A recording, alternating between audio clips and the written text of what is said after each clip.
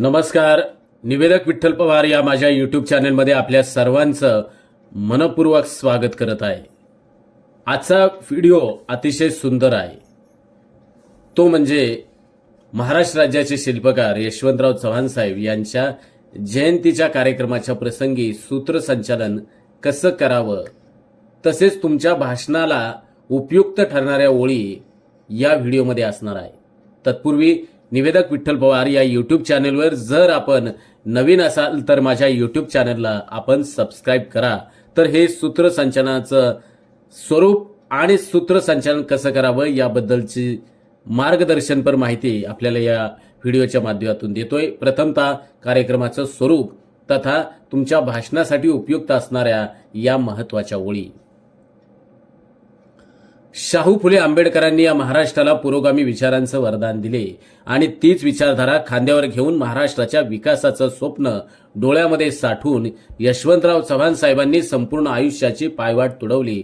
सामान्यातून असामान्यत्वापर्यंतचा एक प्रेरणेचा जिद्दी प्रवास म्हणजे यशवंतराव चव्हाण साहेबांचं जीवनचरित्र.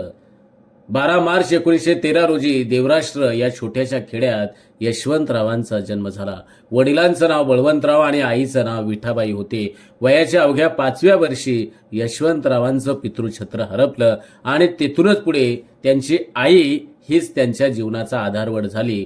कराड साताऱ्याच्या काळ्या मातीवर आणि कृष्णा कोयनेच्या काठावर यशवंतरावांची जडणघडण झाली. गरीब शेतकरी कुटुंबात जन्मलेली व्यक्ती आपल्या कार्यकर्तृत्वानं देशाच्या उपपंतप्रधान पदापर्यंत पोहोचते हा आदर्श पाठ आजही महाराष्ट्राला तेजाचा प्रकाश देतोय. यशवंतराव चव्हाण हा केवळ जीवन प्रवास नाही, तर तो एका ध्येयनिष्ठ जिद्दीचा प्रवास आणि असामान्य कर्तृत्वाचा दैदिप्यमान इतिहास आहे. म्हणूनच महाराष्ट्राचे शिल्पकार हे महाराष्ट्राच्या इतिहासाचे पहिले पान आहे आणि यशवंतराव चव्हाण साहेब हे या नावाला देशाच्या इतिहासात मानाचं स्थान आहे.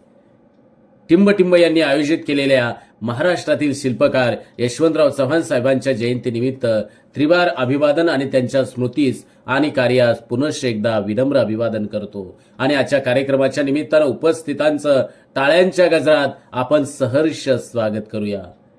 आता कार्यक्रमामध्ये अध्यक्ष निवड आणि अनुमोदन त्याचं निवेदन असं करा.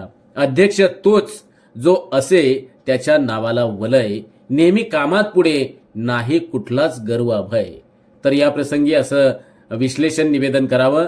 मान्यवर उपस्थित आपला कार्यक्रम सुरू करताना सर्वप्रथम आपण अध्यक्षांची निवड व अनुमोदन करूया. हा निर्णय आपल्या उपस्थित मान्यवरांच्या संयोजकांच्या मार्गदर्शनाखाली आणि त्यांचा सन्मान राखून या ठिकाणी केला जातोय. तर अध्यक्ष म्हणून कोणाला निवडायचे याविषयी आपण सल्लामसलत करून टिंबटिंब यांना विनंती करतो की त्यांनी आजच्या कार्यक्रमाची अध्यक्ष निवड करावी आणि टिंबटिंब यांना विनंती करतो की त्यांनी आजच्या कार्यक्रमाच्या अध्यक्ष निवडीला अनुमोदन द्यावे. अशा रीतीने अध्यक्ष निवड आणि अनुमोदन याबद्दल सूत्रसंचालन करावं. आणि 2 यशवंतराव चव्हाण यांच्या फोटोचं अर्थात प्रतिमेचं पूजन. जिथे हाच एक दीप जळतो विचारांचा, तिथे प्रकाश होतो अनंत देशभक्तीचा. आणि अशा ठिकाणी असं सूत्रसंचालन करावं. सर्वप्रथम आपण महाराष्ट्र राज्याचे शिल्पकार, महाराष्ट्र राज्याचे भाग्यविधाते यशवंतराव चव्हाण साहेब यांच्या पवित्र स्मृतींना वंदन करू. त्यांच्या विचारांना आणि त्यांच्या स्मृतींना पूजनासाठी मी मान्यवरांना विनंती करतो. यशवंतराव चव्हाण साहेबांच्या प्रतिमेचं आपण पूजन आणि त्या प्रतिमेला पुष्पहार अर्पण करून करावं अशी मी त्यांना विनंती करतो. अशा रीतीनं प्रतिमा पूजनाप्रसंगी निवेदन करावं. आणि आता दीप प्रज्वलन. प्रतिमा पूजन झाल्यानंतर लगेचच मान्यवर दीप प्रज्वलनासाठी येतील. त्यांना विनंती करावी की त्यांनी दीप प्रज्वलन करावं आणि या प्रसंगी सूत्रसंचालकानं ही चारोळी वापरावी.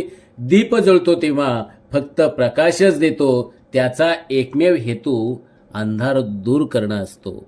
आणि असं निवेदन करावं. कार्यक्रमाच्या शुभारंभासाठी आपण दीप प्रज्वलनाची परंपरा जोपासूया. अंधारातून प्रकाशाकडे जाण्याचा हा प्रवास आपल्या विचारांची दिशा दाखवतो. दीप प्रज्वलनासाठी मान्यवरांना विनंती करत आहे की त्यांनी आपल्या शुभहस्ते दीप प्रज्वलन करावं. 4 मान्यवर स्वागत आणि सत्कार. मान्यवरांचा सन्मान म्हणजे आपल्या संस्कृतीचा महान वारसा, आदर, प्रेम आणि कृतज्ञतेचा अपूर्व ठसा. आणि या प्रसंगी असं निवेदन करावं, आपल्या या कार्यक्रमाचं सौंदर्य वाढवण्यासाठी इथे उपस्थित मान्यवरांचं स्वागत करणं हा माझ्यासाठी गौरवाचा क्षण आहे. मी मान्यवरांचं पुष्पगुच्छ आणि स्मृतिचिन्ह देऊन त्यांचं स्वागत या ठिकाणी होत आहे. संयोजकांच्या शुभ हस्ते मान्यवरांचा शाल, श्रीफळ, गुलाब पुष्प देऊन सन्मान होत आहे. 1 बाय 1 मान्यवरांचा सत्कार हा संयोजकांच्या हस्ते या ठिकाणी करावा. 5 प्रास्ताविक शब्द फुलांसारखे गंधाने भरलेले सादर करताना मन आनंदाने उधाणलेले. या प्रसंगी असं निवेदन करावं, कार्यक्रमाची प्रस्तावना म्हणजे आपण कार्यक्रम का घेतलाय, कशासाठी घेतलाय, म्हणजेच त्या कार्यक्रमाचा उद्दिष्टांचा परिचय. त्यासाठी प्रास्ताविकासाठी मी टिंब यांना आमंत्रित करतो. 6 विद्यार्थी भाषणे. शब्द असतील ध्येयवादी, भावनेंचा झरा. विद्यार्थ्यांच्या ओठी असतो देशाचा तारा. विद्यार्थ्यांच्या ओठी असतो देशाचा तारा. या प्रसंगी असं निवेदन करावं, विद्यार्थ्यांच्या भाषणातून आपल्याला त्यांच्या विचारांची झलक दिसेलच. आता मी टिंब या विद्यार्थ्याला विनंती करतो की त्यांनी या प्रसंगी आपले विचार मांडावेत. 7 शिक्षक भाषणे. शिक्षक म्हणजे ज्ञान मार्गदर्शनाचा दिवा, विद्यार्थ्यांच्या भविष्यासाठी दिशा देणारा हा आहे अद्भुत झरा. आणि या प्रसंगी असं निवेदन करावं, शिक्षकांचा अनुभव आणि मार्गदर्शन आपल्याला खूप काही शिकवतात. आता मी सरांना, मॅडमला विनंती करतो की त्यांनी आजच्या या विचारांनी सजलेल्या कार्यक्रमाला अधोरेखित करावं. 8 मान्यवरांची भाषणे. जिथे बोलतो अनुभव तिथे शब्दांना मिळते नवी दिशा. मान्यवरांचे विचार म्हणजे जीवनाचा नवा धडा. या प्रसंगी आता कार्यक्रमाची शान वाढवण्यासाठी आपल्या मान्यवरांना आपल्या विचारांची मांडणी करण्यासाठी सादर विनंती करत आहे. 9 बक्षीस वितरण. प्रत्येक यशस्वी क्षणाचा सन्मान हीच आहे आपली खरी परंपरा महान. या प्रसंगी असं निवेदन करावं, कष्टाचे फळ गोड असते, म्हणूनच गुणवंतांना सन्मान देताना आपण विशेष आनंदी असतो. बक्षीस वितरण सोहळ्यासाठी मान्यवरांना विनंती करतो, आपल्या शुभ हस्ते या ठिकाणी बक्षीस वितरण होत आहे. आणि शेवटी अध्यक्षीय भाषण. अध्यक्षीय शब्द म्हणजे विचारांचं मंथन. जीवनाला दिशा देणारे तेच खरे मार्गदर्शन. कार्यक्रमाचा समारोप अध्यक्षांच्या मार्गदर्शक विचारांशिवाय पूर्ण होणार नाही. मी अध्यक्ष महोदयांना विनंती करतो की त्यांनी या कार्यक्रमाप्रसंगी आपले अध्यक्षीय विचार व्यक्त करावेत. आणि शेवटी आभार प्रदर्शन. आभार म्हणजे कृतज्ञतेचा अनमोल ठेवा, त्यानेच होतो कार्यक्रमाचं शेवटचं वैभव. शेवटी कार्यक्रम यशस्वी करण्यासाठी आणि मेहनत करणाऱ्या सर्वांचं आभार. या विचारपीठावर असलेल्या सर्व मान्यवरांचं देखील मी संयोजकांच्या वतीनं मनापासून आभार व्यक्त करतो. आणि ज्यांना आभार प्रदर्शनासाठी बोलवायचे तर या पद्धतीने देखील त्यांना विनंती करतो, या कार्यक्रमाप्रसंगी आपण आभार मानावेत. अशा प्रकारे सुसूत्र आणि सुंदर शब्दरचना वापरून हा कार्यक्रम तुम्ही यशस्वीरित्या निवेदन तुम्हाला करता येईल. निवेदक विठ्ठल पवार हा जगातला, आपल्या महाराष्ट्र राज्यातला सूत्रसंचालन शिकवणारा आणि हजारो निवेदक घडवणारा एकमेव मराठी युट्यूब चॅनल, तो म्हणजे आपला लाडका निवेदक विठ्ठल पवार.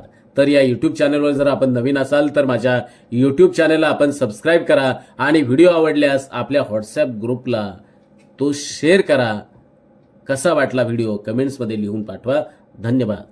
आमच्या चॅनलवर नवीन असाल तर सबस्क्राईब बटनावर क्लिक करा आणि बेल आयकॉन प्रेस करा.